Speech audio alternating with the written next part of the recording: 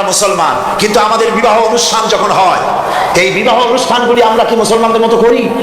জবাব চাই, করি? আপনারা যে হলুদ অনুষ্ঠান করেন, শরীয়তের কোন জায়গায় আছে? এই হলুদ অনুষ্ঠান হিন্দুদের কাছ থেকে আমদানি হয়েছে। একটা হলুদ অনুষ্ঠান যা খরচ হয় তা দিয়ে 6টা বিয়ে করানো যায়। সুতরাং আজ থেকে তওবা করুন, আমরা আর হলুদ অনুষ্ঠান করব না। রাজি আছেন? রাজি আছেন? বিবাহের নামে অপসংস্কৃতির জায়গা আমরা করে দিতে পারি না। যৌতুক যেমন হারাম, গত মাহফিলে বলেছি, মনে আছে না? মনে আছে কিনা? যৌতুক যেমন হারাম, যৌতুক কি আপনারা নেবেন নাকি? মেয়েওয়ালাদের উপরে চাপ সৃষ্টি করবেন না, জায়েজ নাই। মেয়েওয়ালারা যদি ইচ্ছে করে কিছু দেয়, নিবেন। আমি তো আশা করেছিলাম যে সংসদ নেত্রী, প্রধানমন্ত্রী মহিলা, বিরোধী দলীয় নেত্রীও মহিলা, সুতরাং মহিলাদের উপরে তাদের দরদের খাতিরেই তারা যৌতুক বিল উত্থাপন করবেন, কিন্তু তারা করেন নাই। তাদের উচিত ছিল যৌতুককে ঝাঁটা মেরে বঙ্গোপসাগরে ফেলে দেওয়া, ওনারা তা করেন নাই। কিন্তু আমি ইনশাআল্লাহ সংসদে যৌতুক বিল জমা দেব ইনশাআল্লাহ।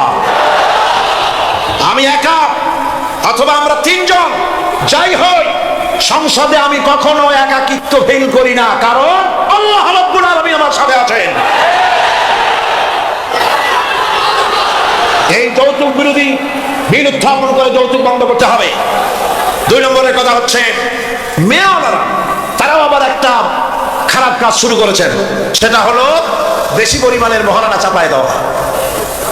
মহারানা এটা শরীয়ত কোনো বাগে বেঁধে দেয় নাই। ছেলে পক্ষ যদ্দূর দিতে পারে সেইটা মেয়েওয়ালাদের আন্দাজ থাকা উচিত। অহেতুক যৌতুক, অহেতুক মহারানা চাপায় দিবেন না। এটা একটি ট্র্যাডিশন হয়েছে। 5,55,515 টাকা 1 পয়সা, বাজে কাজ। 11 লক্ষ, হ্যাঁ, যদি ছেলেওয়ালা দেওয়ার মতো হয়, স্ত্রী দেন না, কোনো ক্ষতি নাই। আল্লাহ তো কোরআন শরীফে বলেছেন, তোমার বউরে যদি তুমি পাহাড় সমান সম্পদ দাও, কণা মাত্র ফিরায় নিও না। সুবহানাল্লাহ। আর মহারানার টাকাকে ফরজরূপী দায়িত্ব হিসাবে আদায় করে দাও। কাজেই যে মহারানা আদায় হতে পারে এই রকমের মহারানা দেওয়া উচিত। অতিরিক্ত চাপাই দিতে পারবে না। কিয়ামতের দিন ওই পুরুষটাকে আল্লাহর দরবারে জিনাকারের কাতারে দাঁড়াতে হবে। আমাদের বিবাহ সম্পর্কে এই কথাটা বললাম, মনে রাখবেন, যৌতুক নিবেন না, আর অতিরিক্ত মহারানার বোঝাও চাপাই দিবেন না। তবে যা দিতে পারে সেই রকমই আপনারা দিবেন। এরপরে আর একটা জিনিস আমাদের দেশে চালু আছে, যা হিন্দু খ্রিস্টানদের সঙ্গে মিলে যায়, তা হচ্ছে কোন সম্মানিত লোক মারা গেল, তার জন্য নীরব হয়ে দাঁড়ায় থাকা। আমাদের পার্লামেন্টের একজন সদস্য মারা গেলেন, সংসদে প্রস্তাব উঠলো 1 মিনিট নীরব হয়ে দাঁড়ায় থাকা। আমি বললাম, স্পিকার সাহেব, 1 মিনিট দাঁড়ায় থাকলে যদি সওয়াব হয়, তো 1 মিনিট কেন, আসুন আমরা 25 মিনিট খাড়াই থাকি।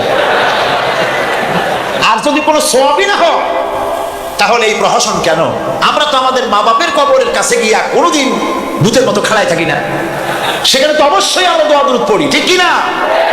বললাম, স্পিকার সাহেব, আমার মাহফিল যদি হতো তো আমি বলতাম সূরা ফাতিহা পড়েন, ইখলাস পড়েন, দরুদ শরীফ পড়েন। এটা আপনার মাহফিল, এটার গার্ডিয়ান আপনি, এটার অভিভাবক আপনি। আপনি সকলকে বলেন সূরা ফাতিহা, সূরা ইখলাস পড়তে। মাননীয় সম্মানিত স্পিকার সাথে সাথে বললেন সকলকে, আপনারা ফাতিহা পড়েন, ইখলাস পড়েন, দরুদ শরীফ পড়েন। আলহামদুলিল্লাহ, বল আলহামদুলিল্লাহ। আমরা চেষ্টা করছি সংসদের ভেতরে একটা গুণগত পরিবর্তন আনার জন্য। আল্লাহ যেন তৌফিক দান করেন, আমিন। ভাইরা আমার, সুতরাং এই সমস্ত হচ্ছে খ্রিস্টান ইহুদিদের কাস্টমস, তাদের ট্র্যাডিশন। এর সাথে আমাদের কোনো সম্পর্ক নাই। হিন্দুরা, খ্রিস্টানেরা কেউ মরে গেলে পরে দাঁড়ায় থাকুক, শুয়ে থাকুক, যেমনি পারে তেমনি করুন। কিন্তু আমি তো মুসলমান, আমি কি জোরে বলেন, আমরা কি? ইসলাম যা এলাউ করে না, আমরা তা করতে পারি না। এটা যেন আমাদের সকলের মনে থাকে। বন্ধুগণ, এরপরে আমি আরজ করতে চাই, আমি মোনাজাতের দিকে এগোচ্ছি। আমি বুঝতে পারছি মানুষের প্রচন্ড কষ্ট হচ্ছে, মা বোনদের, ভাইদের। এরপরে যে কথাটি আমি বলতে চাই সেটা হলো, বাংলাদেশ হচ্ছে ইসলামের ঘাঁটি, ইসলামের দুর্জয় ঘাঁটি। আমাদের এই দেশে আল্লাহর দ্বীন কায়েম করতে হবে। জমিন আল্লাহ। আমি জিজ্ঞেস করতে চাই, এই লক্ষ লক্ষ জনতার কাছে জমিন কার? আমি খুশি হইতে পারলাম না। আপনারা আল্লাহর নামটা কি জোরে নিছিলেন? গায়ে যত শক্তি আছে ওই শক্তি দিয়ে আল্লাহর নামটা নিছিলেন? যদি না নিয়ে থাকেন, সবটা শক্তি নিয়ে আপনারা বলেন জমিন